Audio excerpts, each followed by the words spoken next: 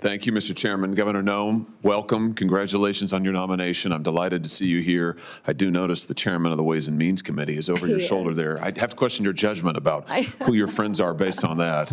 The great chairman from the state of Missouri. It's fantastic to have you here. You know, the Department of Homeland Security is not particularly old, but you already have what I hope will soon be the distinction of succeeding the worst secretary in the history of the Department of Homeland Security. Alejandro Mayorkas has been an absolute disgrace to that department and frankly to this country.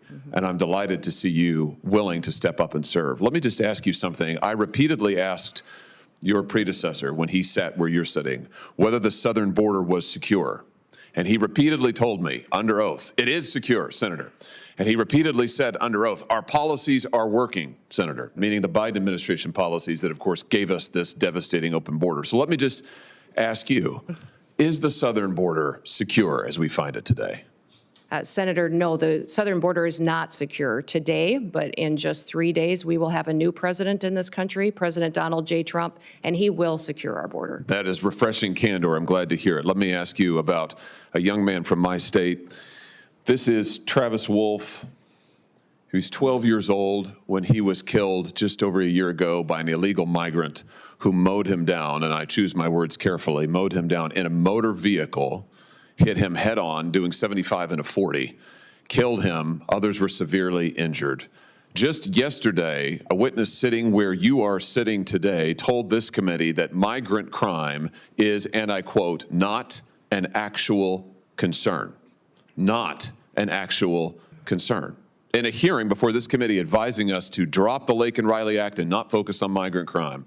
You know, in my state, with the death of people like Travis Wolf and Officer David Lee, who was assaulted and killed in St. Louis, and officers in Kansas City who have been assaulted by illegal migrants, and others who have been carjacked and stabbed, would you agree with me that migrant crime sure as heck is an actual concern and that you intend to do something about it?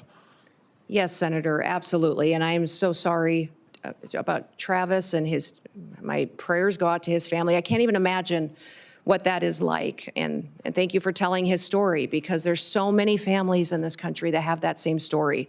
And they don't understand why the federal government is allowing people to come into this country illegally and then perpetuate crimes against their people and then give them resources and shelter and food and debit cards to go take care of their families when they go to work every single day to make sure that they're providing for their families and are held accountable to when they break our laws. So, let me ask you this. Will you work with President Trump to reinstate the Remain in Mexico program that the president had in place in his first term, which does so much to ensure that those who would seek to abuse our asylum system are not allowed into the country, and those who have legitimate asylum claims, their claims are processed in due order and in due course, but they wait in Mexico until those claims are fully processed. Will you work to reinstate that program? Yes, Senator, the president and I have talked extensively about this and will 100% partner with him to reinstate the Remain in Mexico policy and make sure that it's in place. Fantastic. I think Travis might be alive today if that policy had been in place. Let me ask you about CBP One, the phone app that I've called Concierge Service for Illegal Immigrants. I'm sure you're familiar with it. This was the Biden administration's effort to allow asylum seekers to apply ahead of time using their phones, but not actually to provide any evidence that they needed asylum. There was a newspaper report, a press report that said the only problem with the app is it never asks users, are you seeking asylum? They don't ask for any asylum evidence. They simply release these so-called asylum seekers who use the app into the country on parole. Sometimes they're never given a hearing. The Inspector General actually did a report, a full investigation report on CBP One, and found that frequently users of this app were claiming the same addresses in the United States as their intended destination, even though they didn't know each other, they weren't family connections. In other words, it has been completely abused.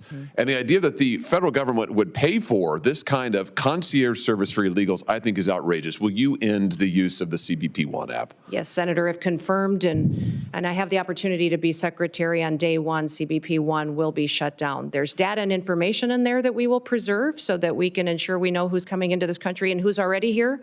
that we need to go find, but also we make sure that there's another program, CHNV, which I'm sure you're very familiar with, where our federal government actually paid to fly people into this country directly from other countries without any vetting or knowing who they are. So there's several of these programs that need to be eliminated, and we need to ensure that we're following legal immigration laws. I'm glad you just mentioned CHNV. This is this is a mass parole program. Of course, as you know, our law allows parole in only very limited circumstances. There are 2 circumstances, and it requires case-by-case evaluation.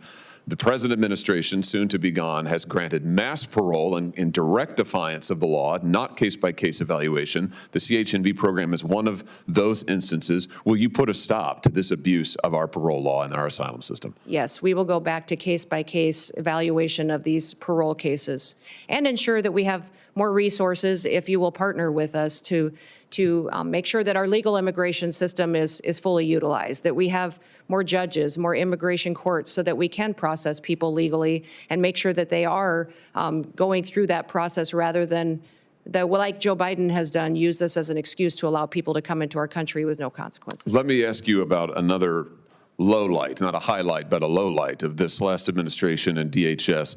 Your predecessor, the current Secretary of DHS, established a disinformation board using taxpayer resources to police speech on the internet and elsewhere, to tag American citizens' viewpoints as either legitimate or not legitimate, and use the power of the state to censor them, including having them removed and perhaps penalized. This has got to be the darkest chapter, I think, in DHS's short history.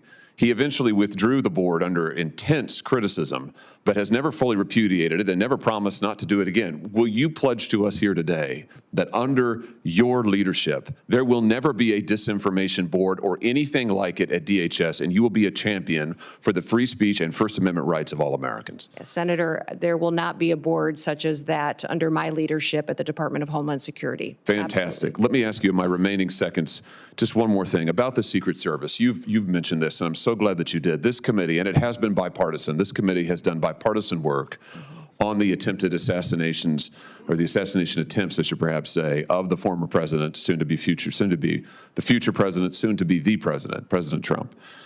We were stymied at every turn.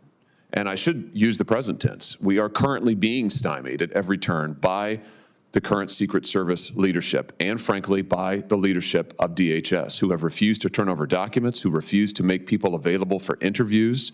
We finally had to pass my own law in this committee, which we unanimously adopted, a law, a statute, mind you, which would require DHS and Secret Service to turn over relevant information to us about the assassination attempts. It's unbelievable. When you come to office, to this office, I hope very soon, will you pledge to us that you will open the books on all of the facts associated and around these assassination attempts, that you will make available to us and to the public, most importantly, all the facts so that we can ensure that this never happens again and that the needed reforms in the Secret Service are put into effect? Yeah, Senator, if I am the Secretary of Homeland Security, I will certainly work with you to build transparency and make sure the facts are shared with you and your committee. I know that you've been very frustrated by the lack of transparency from the department, and I want to thank those of you that have worked on that report that was put together on these assassination attempts. I know it was a bipartisan report and investigation that this committee conducted, and I appreciate you focusing on that, and I will work with you to get the information so that you have the truth of really what happened there and the failures so they can be fixed. Thank you. That's a great place to end. And a high note, as I see my friend Senator Blumenthal, who did fantastic work on this effort, and it will be an incredible an incredible new day, and incredibly refreshing to have a DHS secretary who will tell us the truth, who will be honest with us about the facts, honest with the American people, and who will enforce our law. And I know you'll do that, Governor Noem. I look forward to supporting your nomination. Congratulations.